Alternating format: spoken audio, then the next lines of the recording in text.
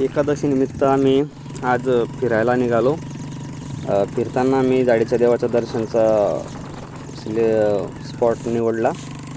तर त्या ठिकाणी जाताना आम्हाला असा हा भव्य नजारा दिसला। धबधबा रस्त्यात मिळाला। धबधबा बघण्यासाठी धबधबा अतिशय सुंदर होता। त्यानंतर घाट लागला आम्हाला।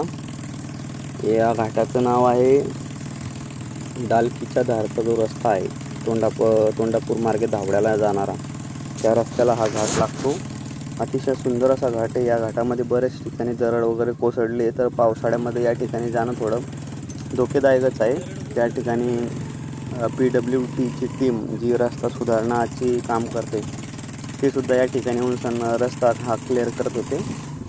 पण काही जास्त त्या ठिकाणी दरड कोसळली नसल्यामुळे आम्हाला जाण्यास काही अडचण त्या ठिकाणी आली नाही। त्यानंतर आम्ही घाट जसा चढलो तसा पुढे आम्हाला एक धबधबा दिसला। त्या ठिकाणी बरेचसे असे पर्यटक त्या ठिकाणी फिरायला आले होते व धबधब्याचा आनंद घेण्यासाठी आले होते। त्या ठिकाणी आम्ही सुद्धा थोडा 5 मिनिटं विसावा घेतला, कारण बरेचसे लांबून आम्ही येत असल्यामुळे त्या ठिकाणी आम्ही दमलो होतो व त्या ठिकाणी आम्ही निसर्गाचा आनंद घेऊन परत पुन्हा एकदा आमचा प्रवास त्या ठिकाणी चालू केला।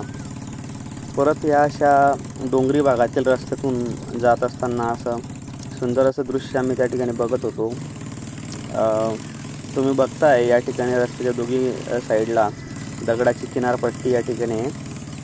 म्हणजे या रस्त्याचं काम अतिशय दगड वगैरे फोडून डोंगर फोडून यातून काढलेलं आहे। एवढं काही या रस्त्याने ट्रॅफिक नसते, त्यामुळे आम्हाला काही या ठिकाणी अडचण ट्रॅफिकची वगैरे आली नाही। तुम्ही देखील या रस्त्याचा आनंद घेऊ शकता। त्यानंतर आम्ही थोड्या वेळाने अर्धा तासाने जाडेच्या देवाच्या तीर्थक्षेत्रावर पोहोचले व त्या ठिकाणी आम्ही देवाचे दर्शन वगैरे घेऊन मंदिरातून बाहेर पडलो।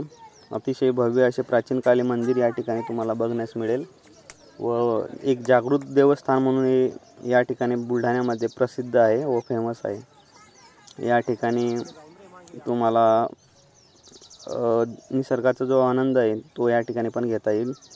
अतिशय डोंगराळ भागात डोंगराच्या वरती आहे व त्या ठिकाणाहून खाली बघितले असता मस्तपैकी धरण वगैरे व या पावसाच्या दिवसांमध्ये निसर्गरम्य वातावरणाचा या ठिकाणी आनंद घेण्यास खूप मजा येते। आणि त्या ठिकाणी जे बांधकाम व येणारे भाविक मंडळी हे अतिशय या ठिकाणी केव्हाही गेले तरी खूप गर्दी या ठिकाणी आपणास बघायला मिळेल। आम्ही देखील त्या ठिकाणी आनंद घेतला व रस्त्यातून परत येताना आम्हाला एकादशी निमित्त काही भाविक भक्त चहा वाटपचा कार्यक्रम ठेवला होता। त्या ठिकाणी आम्ही चहा वगैरे घेतली, थोडी विश्रांती घेतली व त्यांची त्या ठिकाणी गंमत बघितली। ते प्रत्येक वाहनास या ठिकाणी थांबवून चहा घेण्याचा व नाश्ता घेण्याचा आग्रह करत होते।